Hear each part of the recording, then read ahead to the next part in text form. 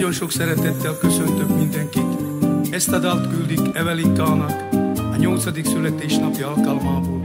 Köszönti őt az édesapja, az édesanyja, a nagymamája, nagypapája és az egész család.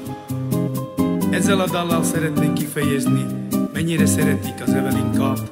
Evelinka, fogadd el sok szeretettel ezt a dalt a kedves családodtól, és légy szerencsés!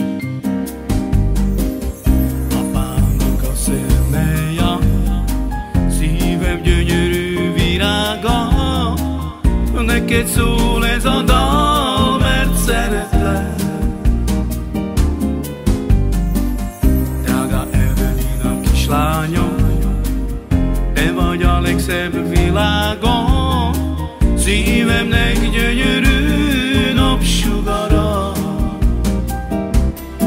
Te vagy a tavasz a téli éjszakában, a legszebb szerelem a nagy világban, s ha rám nevetsz, elfeledem minden bánatot. Te vagy a szivárvány viharos életemben, bárki mondja, hogy semmim sincsen, én azt felelném, Evelina, mindened. Tavasz jön és tél újra, te amikor hozzám bújva, halkan suttogom, apa, szeretlek. Én is szeretlek, Evelin, téged, jobban, mint az életemet, neked adom én a szívemet. Te vagy a tavasz a téli éjszakában, a legszebb szerelem a nagy világban, s ha rám nevetsz, elfeledem minden bánatot.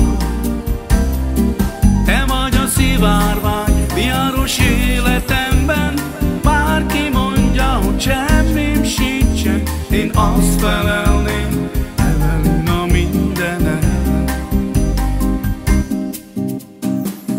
Köszön ma téged a családod, boldog születésnapot, Isten értessen téged, Evelin. Azt kívánjunk mi te néked, minden célodat elérje, boldog legyen az egész életed. Te vagy a tavasz a téli éjszakában, a legszebb szerelem a nagy világban, s ha rám nevetsz, elfeledem minden bánatot. Te vagy a szivárvány viharos életemben, bárki mondja, hogy semmim sincsen, én azt felelném,